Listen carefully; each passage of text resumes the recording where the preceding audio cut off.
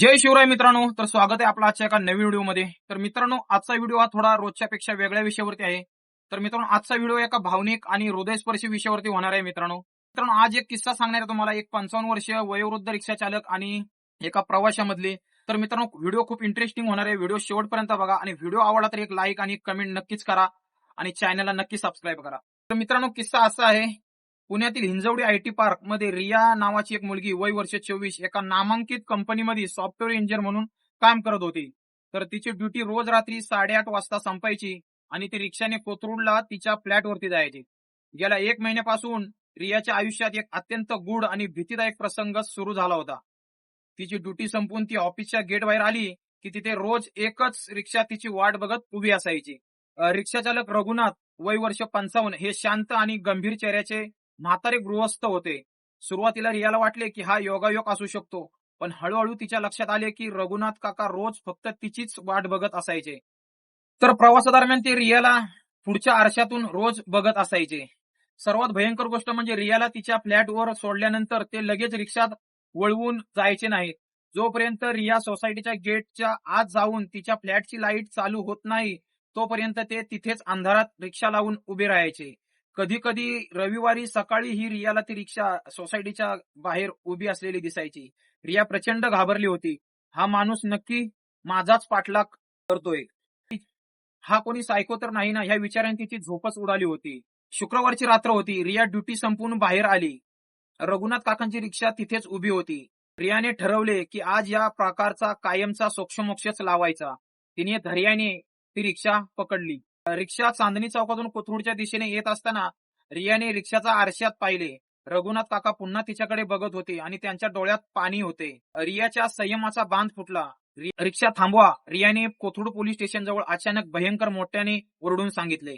रघुनाथ काकाने रिक्षा बाजूला घेतली. रिया रागाने थरथर कापत रिक्षातून खाली उतरली. काय प्रॉब्लेम आहे तुमचा? तुम्ही रोज माझा पाठलाग का करता? माझ्या सोसायटी बाहेर का उभे राहता? रिया भर रस्त्यात त्यांच्यावर ओरडली. तुम्हाला काय वाटलं मला काही समजत नाही? मी आत्ताच्या आत्ता पोलिसांना बोलवते, मग तुम्हाला तुमची जागा समजेल. रियाचे ते शब्द ऐकून रघुनाथ काकांचे हातपाय थरथरत कापू लागले. ते रिक्षातून खाली उतरले आणि अत्यंत हतबलतेने रिया समोर हात जोडले. मॅडम, प्लीज पोलिसांना बोलू नका. माझा तसा कोणताही चुकीचा हेतू नाहीये.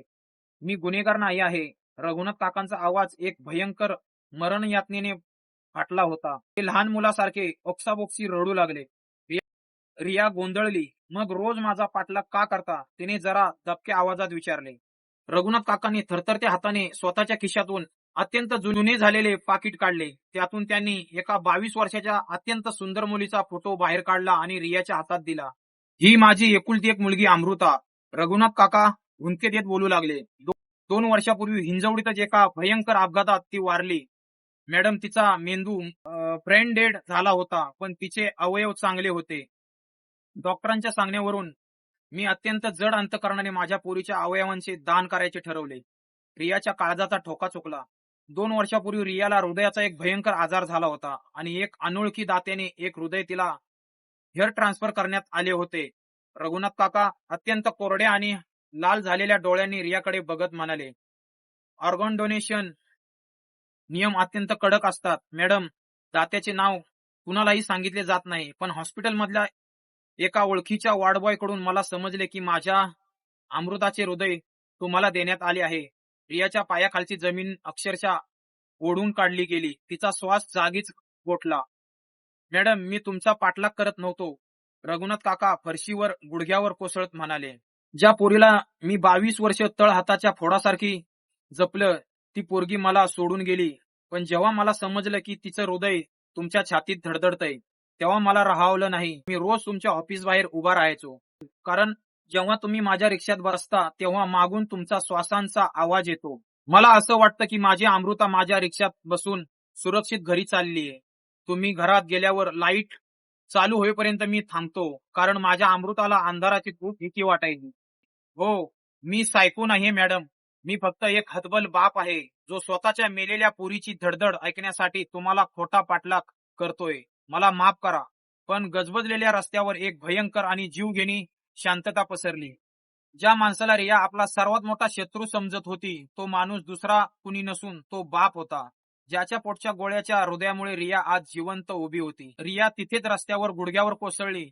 तिने काही विचार न करता रघुनाथ काकांचे ते थरथरणारे दोन्ही हात स्वतःच्या छातीवर अत्यंत घट्ट दाबून धरले.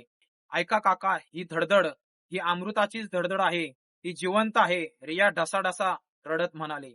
रघुनाथ काकांनी स्वतःचे डोळे मिटले आणि एका बापाचा तो जीव घेणा हुंदका त्या रात्रीच्या शांततेत घुमला. एका छोट्या गैरसमजाचा अंधार आज कायमचा दूर झाला होता. पण रस्त्यावरच्या त्या अनोळखी बापाचा आणि मुलीच्या भेटीची तिथे उभ्या असलेल्या प्रत्येक माणसाला कायमचे निशब्द आणि सुन्न करून टाकले होते. तर मित्रांनो, अशी ही हृदय हेलावून टाकणारी घटना कशी वाटली आपल्याला कमेंट करून सांगा. आणि अमृताला भावपूर्ण श्रद्धांजली देऊया. ती जरी या जगात नसली तरी तिचं हृदय रियाच्या स्वरूपात या जगात अजून वास्तव्य करतंय, श्वास घेतंय. तर मित्रांनो, ही घटना आपल्याला सोशल मीडियावरती वाचण्यात आली होती. तर मित्रांनो, अशी हृदय हेलावून टाकणारी घटना आपल्याला कशी वाटली कमेंट करून सांगा आणि चॅनलला नक्की सबस्क्राईब करा. धन्यवाद. जय महाराष्ट्र.